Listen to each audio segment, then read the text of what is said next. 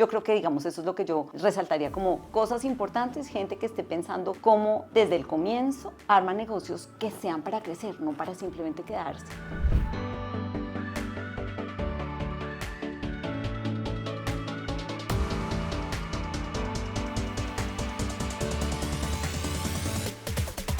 Hola, soy Juan David Aristizábal y esto es Pulso Futuro y aquí tenemos una obsesión, es qué tenemos que hacer para que en América Latina crezcamos y sea una región donde nos queramos quedar. Y estoy con una mujer que yo admiro, sigo.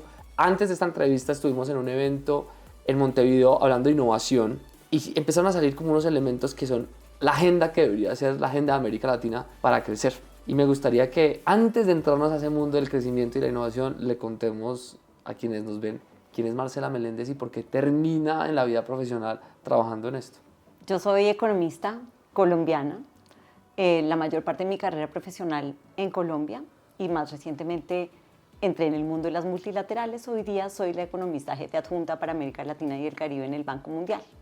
La oficina del economista jefe es la oficina que genera conocimiento y trabajo analítico para informar, ojalá, las decisiones de política pública en los países y, por supuesto, las operaciones del banco en lo que tiene que ver con la región de América Latina y el Caribe. Cuando uno oye el Banco Mundial, la gente a veces no entiende qué hace el Banco Mundial y si es que es un banco que le presta al mundo entero. Contémosle a la gente qué hace el Banco Mundial, de contexto, de cuál es el rol del Banco Mundial. El Banco Mundial es un banco de desarrollo que en esencia le presta a los gobiernos, pero no solamente le presta para hacer proyectos específicos, sino también tiene un rol importante como asesor en la configuración de algunos proyectos, trayendo el conocimiento y las buenas prácticas a las que tiene oportunidad de acceder por operar en el mundo entero. Cuando estábamos en Montevideo en un foro de innovación, pasaron varias cosas para quienes estábamos, digamos, en los paneles, pero también hablando con gente que asistió. Y era, ¿por qué si tenemos tan buenos diagnósticos y si hay tanta buena información de lo que tenemos que hacer, porque a veces no pasa? Y en tu experiencia, ¿por qué crees que a veces no pasa sabiendo que ahí está la información,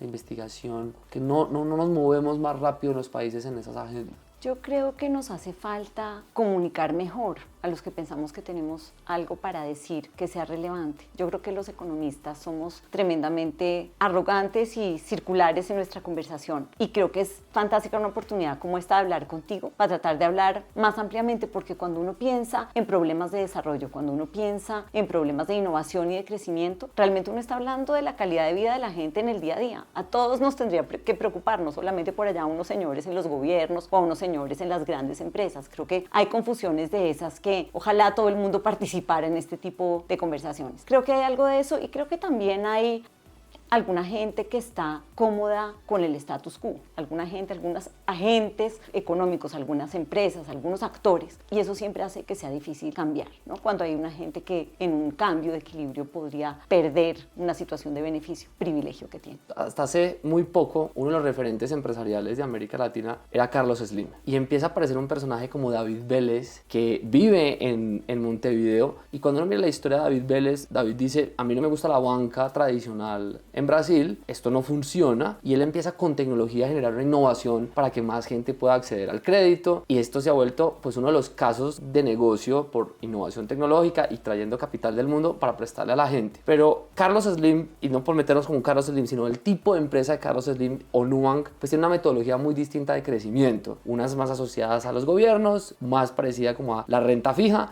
y la otra es la renta variable.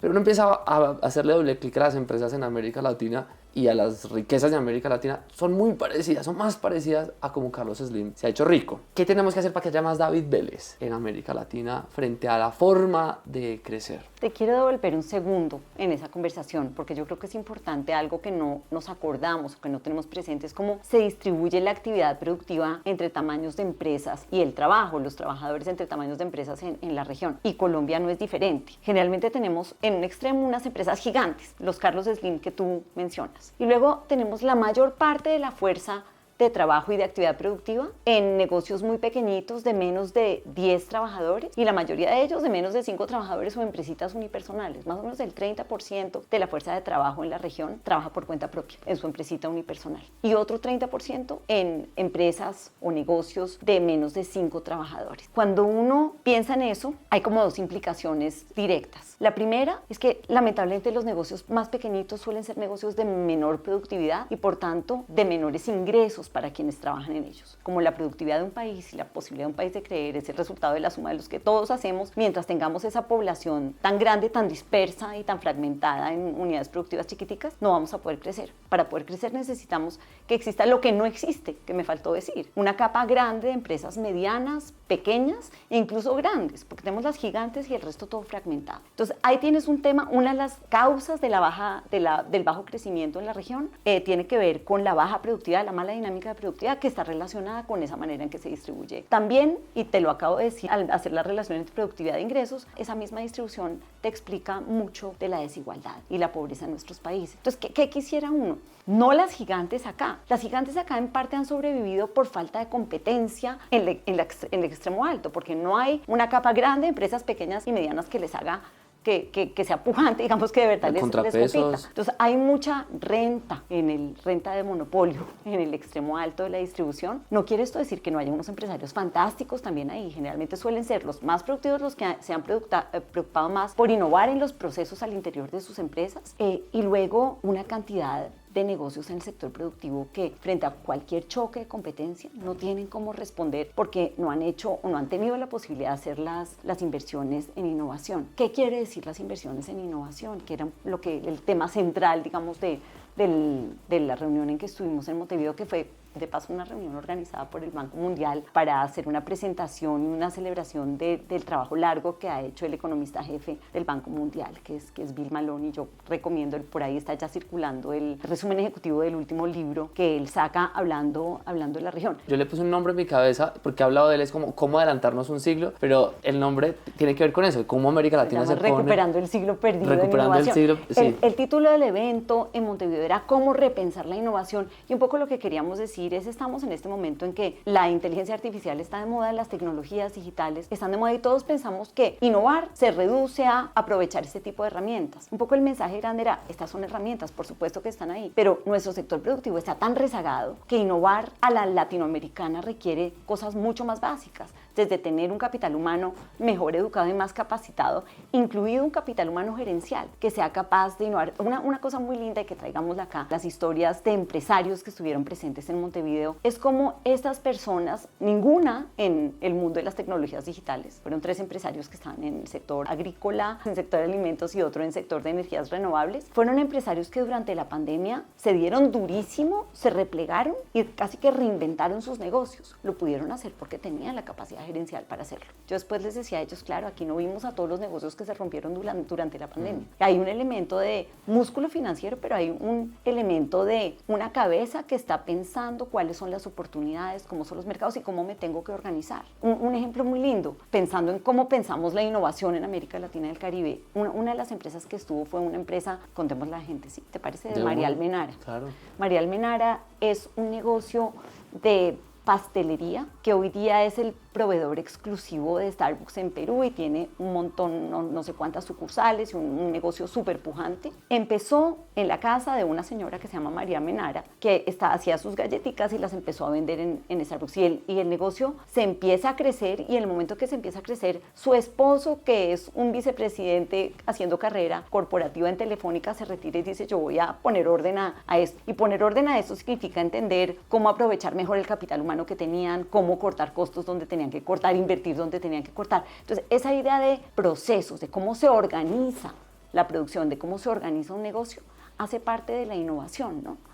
Y no solamente... Porque no es que se hace, sino cómo se hace, que fue parte de la discusión. Sí, esa es una frase divina. Sí. No importa lo que uno esté produciendo, no se necesita pensar que es que tenemos que producir X cosa, sino cómo la hacemos, la que puede hacer toda la diferencia en términos de productividad. Una de las cosas que a mí me llama la atención tiene que ver con la gerencia. Cuando uno mira la historia de la India, en los 70 tomaron una decisión muy polémica y le invirtieron a una élite, a un grupo de personas particulares para que se convirtieran en los creadores de las futuras compañías que terminaron llegando a Bangalore, otros se fueron como diáspora en los Estados Unidos y hoy en día de las 500 empresas de tecnología casi el 45% tienen gerentes de la India. Y fue una apuesta en los 70 por apostarle a aumentar la gerencia en innovación, con unos costos muy altos también en inversión en educación básica y media en la India en ese momento. Y yo creo que hoy no tenemos que tener ese dilema. Yo creo que hoy América Latina podría ser apostarle a mejorar su gerencia y apostarle a hacer la formación básica y media. Pero cuando uno le habla a gente, hay que invertir en la gerencia, le dicen a uno, eso es un problema de la empresa, eso no debería ser un problema de los gobiernos. Y yo creo que ahí empieza la falla de América Latina. ¿Cómo lograr convencer a los gobiernos y sobre todo gobiernos que no importa si es de derecha o de izquierda, porque tú estás diciendo, no, en eso no debería meterse el Estado? ¿Cómo los convencemos de que hay que apostarle a los buenos gerentes? Y solamente parte una cifra que me parece tremenda y es,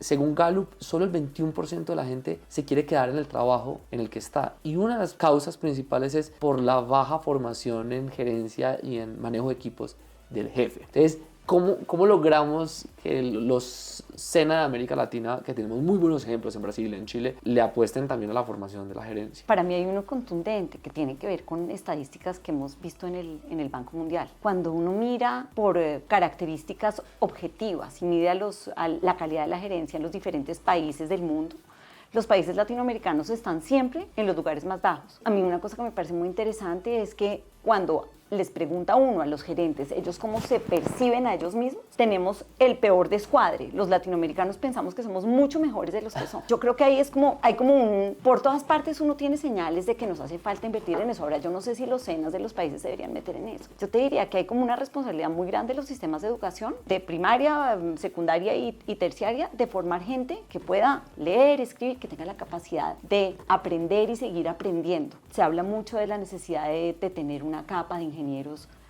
amplia, porque por definición son personas que están creando y pensando en procesos, pero no creo que sea un tema exclusivo de ingenieros. Creo que hay una responsabilidad grande del sector educativo. Y luego lo que creo que hay es unos gerentes que ya están ahí.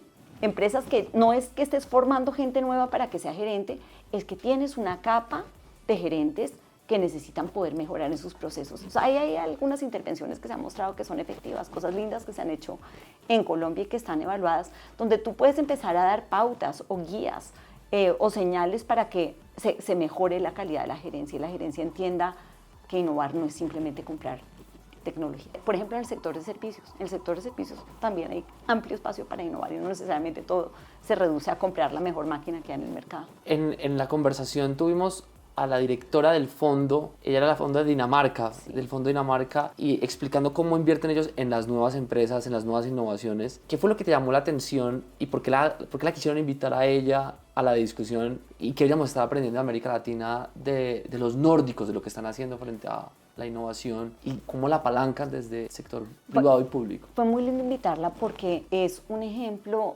de una institucionalidad que es muy diferente a la nuestra. La primera cosa que suele pasar en nuestros países es que la oferta de programas y programitas de innovación es inmensa, fragmentada en una cantidad de programas chiquiticos y tiene un músculo financiero muy chiquito detrás. Y por supuesto, el punto de partida es mucho más básico, ¿no? Te estás enfrentando a una capa de empresarial que seguro tiene menores capacidades que la de esta señora. Pero la institución que ella dirige, que se llama el Innovation Fund de Dinamarca, lo que hace es una cosa muy interesante. Es apuestas a soluciones de problemas a través de innovación que sean muy riesgosas, tan riesgosas que el capital privado no se quiera meter en ellas. Entonces, es una especie de capital de riesgo, pero lo hacen no como préstamo, sino como una especie de donación. Pero una donación que se entrega a una empresa en asocio con una universidad o con quien va a resolver el problema, y siempre apostando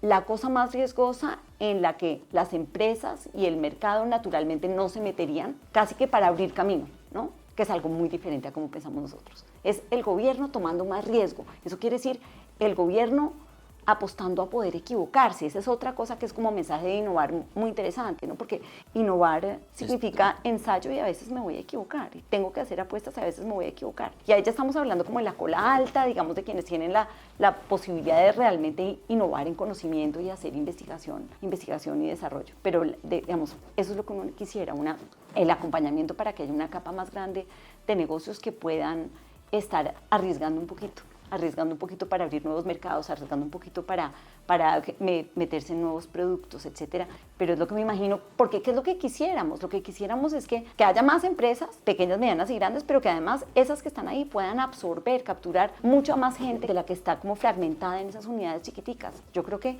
el ideal para la mayoría de las personas es el trabajo asalariado. Yo creo que en la región nos hemos confundido pensando que la solución individual es una solución productiva. La verdad es una solución de ingresos y debería ser una solución absolutamente residual. No todo el mundo tiene lo que requiere armar una empresa pujante, y la gente estaría mucho mejor si puede engancharse en trabajos estables, bien pagos y decentes.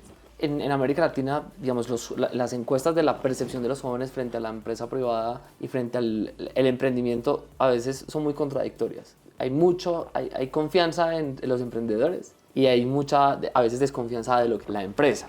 Y creo que eso que dices también le pega, digamos. Si usted al final cree que al emprendedor que está empezando lo premiamos, lo alabamos, pero cuando ya empieza a ser grande, ya pareciera que no nos gusta tanto en América Latina. ¿Qué debería estar pensando una joven en América Latina frente a sus políticos para su futuro? ¿Cuáles son esos cantos que sí hay que oír frente a las propuestas, frente a esto de emprendimiento y creación de empresa? Yo creo que ojalá tuviéramos todos la capacidad de filtrar las propuestas que de verdad significan crecimiento económico y bienestar para todos. Cuando uno piensa en esas empresas grandísimas que de pronto a los jóvenes emprendedores no les llaman tanto la atención, la verdad es que de pronto tiene que pensar en uno cómo contiene abusos por parte de agentes o empresas que acumulan exceso de poder económico, de golpe poder económico que se traduce en poder político para influenciar la política pública en su favor. Pero digamos, para eso tú tendrías que estar apostándole a unas instituciones de competencia, de las que protegen los mercados de los abusos de monopolio muy fuertes. Tendrías que estar apostando a un sistema tributario que realmente sea justo, en el cual las personas que están ganando más plata, incluso ingresos de capital, como inversionistas de esas empresas, paguen más proporcionalmente que las personas que reciben ingresos más bajos. Digamos, yo creo que hay como un paquete de políticas que te ayuda a contener lo que no te gusta, pero tenemos que acordarnos siempre que es el sector empresarial el que da empleo y el que genera riqueza. Es entre otras, el que genera los recursos para que haya impuestos con los que podamos pagar el sistema, el sistema educativo, el sistema de salud, que haya carreteras y vías, que haya bienestar para todo el mundo. No crecer no es una opción. Creo que está muy bien preguntarse cómo crecer, en qué tipo de cosas uno no debería hacer, si es que está pensando, por ejemplo, en proteger el medio ambiente y la necesidad de ir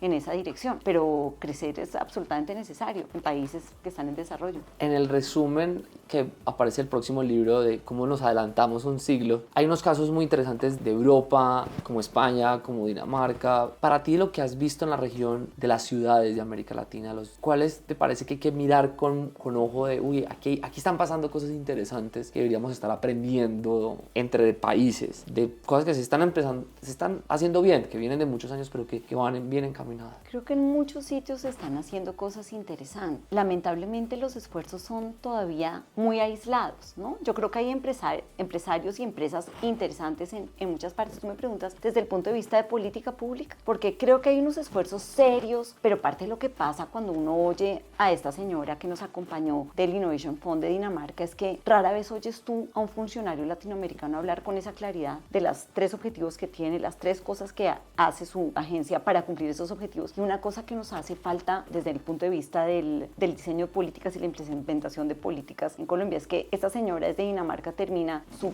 intervención comentando todo lo que hacen mal, la autocrítica, diciendo a América Latina cuando implemente este tipo de cosas tiene que tener cuidado en no cometer el mismo error que nosotros cometimos. Y ella en ese caso habló de no haber pensado desde el inicio cómo evaluaba su impacto y cómo evaluaba el impacto diferencial y sí qué tan atribuible era el impacto a lo que hace su agencia. Pero digamos, esa autorreflexión desde lo público, yo creo que nos hace mucha falta. No es frecuente en América Latina. Tú me preguntabas, qué pena, por lo que uno dice, ¿dónde están pasando cosas? Y yo me devuelvo a decir, ¿dónde deberían pasar cosas distintas? ¿Dónde están pasando cosas? Yo creo que el mercado laboral está cambiando. De todas maneras, hay una capa grande en todos los países de personas jovencitas de generaciones como 20, 35 años, que están viendo el trabajo de una manera distinta y que están tratando de buscar espacios donde están mirando, por ejemplo, al mercado internacional, que es algo que con mucha frecuencia no nos pasa, ¿no? Yo creo que, digamos, eso es lo que yo resaltaría como cosas importantes, gente que esté pensando cómo desde el comienzo arma negocios que sean para crecer, no para simplemente quedarse chiquiticos o para surtir unas necesidades, porque crecer significa la posibilidad de dar empleo. Yo tengo mucho respeto por los empresarios que generan empleo y bienestar para muchas personas. Marcela, ¿dónde pueden encontrar las personas digamos, el nuevo libro o el resumen? ¿Dónde pueden encontrarlo? El libro nuevo va a salir de aquí a fin de año, pero ya está el resumen ejecutivo disponible en la página web del banco. Yo voy a empezar a colgarlo en redes para que sea fácil de, acceder, para que sea fácil de acceder, igual desde las otras cuentas de la oficina del Chief Economist lo vamos a compartir, y queda como un repositorio de la reunión de Montevideo que yo creo que es muy interesante. De pronto uno no se la puede ver toda pues porque fue un día entero de reunión, pero sí hay unas intervenciones y unos panelitos que creo que valen mucho la pena para pensar cómo repensar la innovación en América Latina y el Caribe. Marcela, gracias por estar en Pulso Futuro y por enseñarnos y mostrarnos caminos de cómo hacemos que en esta región sea un lugar donde nos queramos quedar, donde la gente quiera crecer, donde la gente quiera hacer su proyecto de vida. Gracias. No, gracias a ti por la invitación.